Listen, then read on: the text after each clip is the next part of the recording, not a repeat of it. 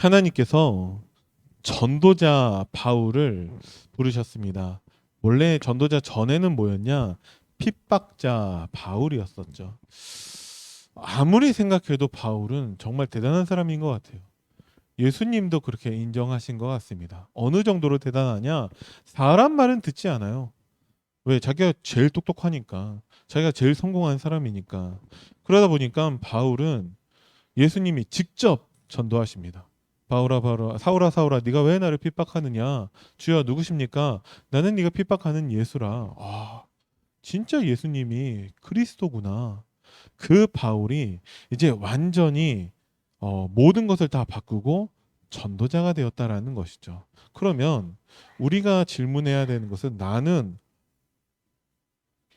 어디에 속해 있는가라는 것입니다. 핍박자 사울과 전도자 바울을 구분짓는 한 가지가 뭐가 있을까요? 그 한 가지가 확실한 복음입니다. 이미 최고로 성공한 사람이었고 다 아는 사람이었어요. 심지어는 난 율법으로는 흠이 없다, 죄가 없다라고 할 정도의 사람이었는데 딱 한 가지 몰랐던 것이 복음이었습니다. 복음 모르기 때문에 하나님을 대적하고 있었다라는 것이죠. 그 당시 시대 상황이 이스라엘이 로마에 속국되었습니다. 왜 하나님의 선민 이스라엘이 로마의 속국이 되어야 합니까? 그 이유도 한 가지, 복음을 놓쳤기 때문에 그렇습니다. 그래서 하나님은 핍박자 사울을 불러 전도자로 세우셔서 그 복음 놓친 이스라엘, 그래서 완전 우상과 그 사단 나라를 칭하는 로마, 그 로마를 바라보게 하신다라는 것이죠. 로마에서 뭐 해야 되냐? 나의 일, 하나님의 일을 증언해야 된다. 하나님의 일이 무엇이냐? 복음입니다. 그죠? 그래서 우리는 모든 우리의 삶의 방향이 복음을 향해 있어야 한다라는 것입니다. 부부가 너무 사랑하기 때문에 서로를 바라보고 있으면 반드시 갈등하게 돼 있어요. 부부는 서로 바라보는 것이 아니라 함께 복음을 향해 있어야 됩니다.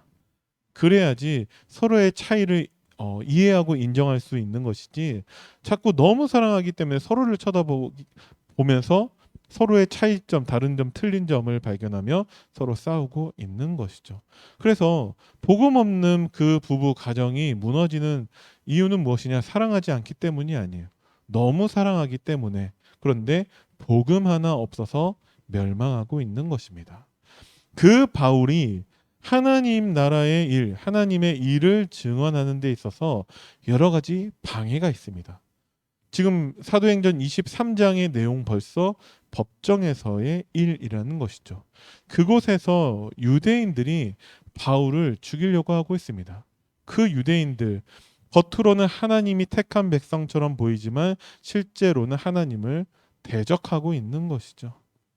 거기에서 서기관 바리새인들이 있는데 바울이 가만히 보니까 서기관 바리새인이 있고 사두개인이 있어요. 사두개인은 부활을 인정하지 않고 바리새인은 인정하는 사람들이라는 거죠. 그들에게 그 떡밥을 딱 던져줍니다. 나는 이 부활 이것 때문에 나는 지금 이렇게 붙잡혀 있다. 그런데 사두개인과 바리새인들이 막 싸우고 있다라는 것이죠. 자, 거기에서 중요한 것은 무엇이냐? 헤롯 당원은 이제 바울을 죽이려고 하는 사람들이고, 이들이 겉으로 봤을 때에는 복음을 가지고 있는 것처럼 보입니다. 그런데 이들이 가지고 있는 것은 무엇이냐?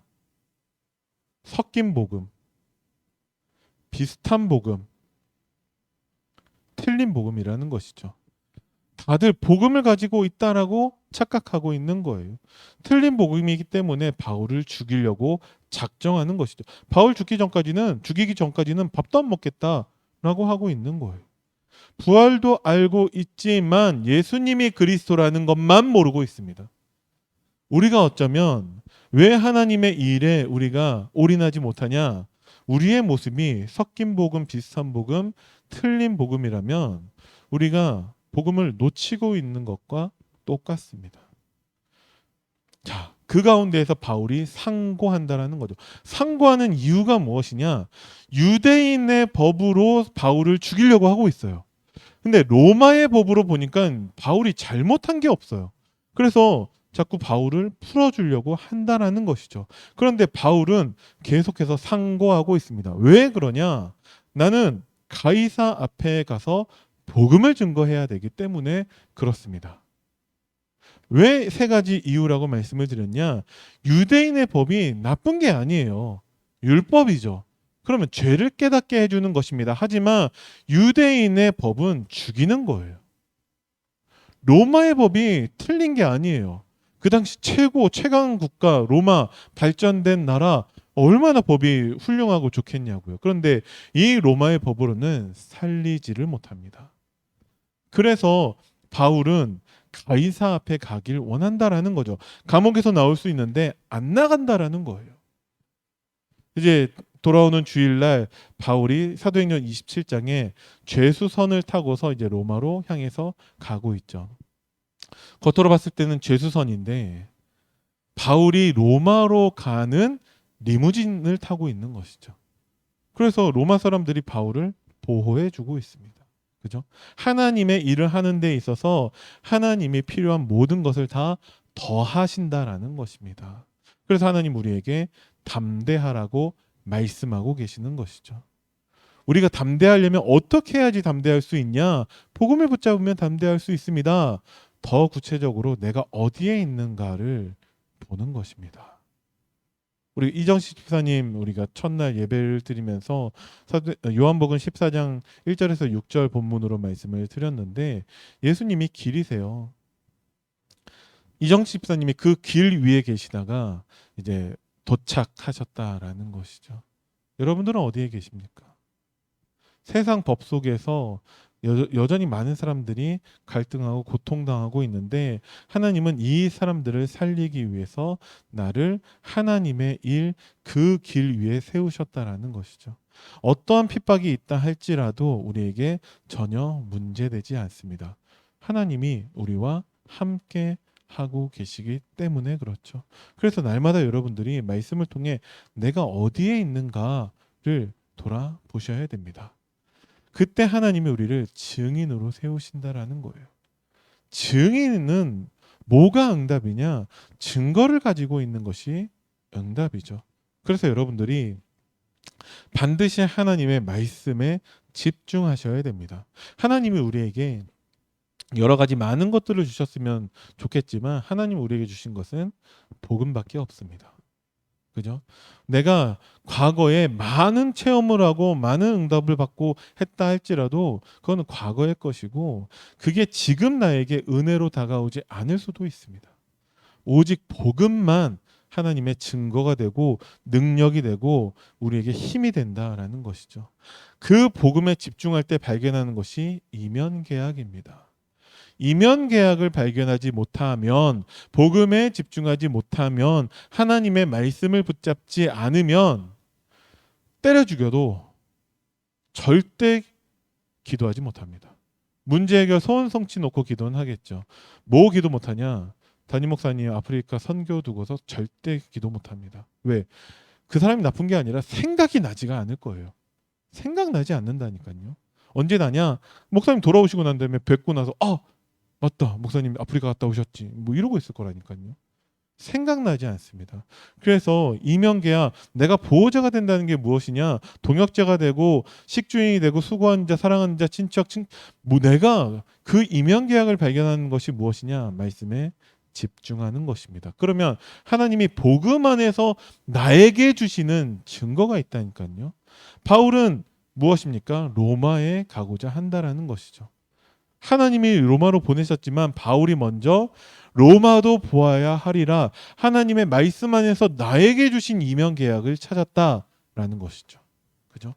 그래야지 우리 안에 있는 모든 흑암이 무너지고 하나님 나라의 축복을 누릴 수 있다라는 것입니다. 이번 주 특별히 여러분들이 어떻게 복음을 누리냐? 강단 말씀을 통해서 복음을 발견하시되 10가지 비밀에 대해서 한번 구체적으로 여러분들이 정리해 보시기 바랍니다. 10가지 너무 많지 않습니까? 그러면 첫 번째 한 가지라도 여러분들이 1번이라도 정리해 보세요. 혼자서 살아남는 비밀. 근데 우리는 혼자가 아니에요. 하나님이 우리와 함께 하신다라는 것이죠.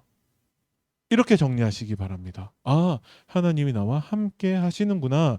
그게 우리가 바라봐야 되는 영적 사실이라는 것이죠. 그러면 응답은 반대편에 있는 것입니다. 이런 식으로 여러분들이 꼭 정리해 보시기 바랍니다. 잘 모르겠습니다. 그럼 말씀을 다시 한번 들어보시면 돼요. 그럼 목사님이 친절하게 설명해 주셨으니까 그것 가지고 녹취본 보셔도 되고 그것 가지고 나의 것으로 정리하셔야 돼요. 그래야 이면 개혁이 발견된다라는 것이죠. 그래서 우리가 정말 하나님 주신 그 복음의 증거 가지고 로마에서 증언하는 하나님의 일에 우리가 주역으로 쓰임 받길 바랍니다. 기도하겠습니다. 살아계신 하나님 은혜를 감사드립니다. 우리에게 주신 복음의 증거 가지고 로마에서도 증언하게 하시고 이 일을 위해서 우리를 대표로 아프리카 가 계신 담임 목사님께 날마다 성령 충만함과 오력을 더하여 주시고 전 성도가 함께 나의 응답으로 선교를 두고 세계복음화를 두고 기도할 수 있도록 주님이 축복하여 주옵소서. 감사를 드리며 우리 주 예수 그리스도 이름으로 기도드립니다. 아멘.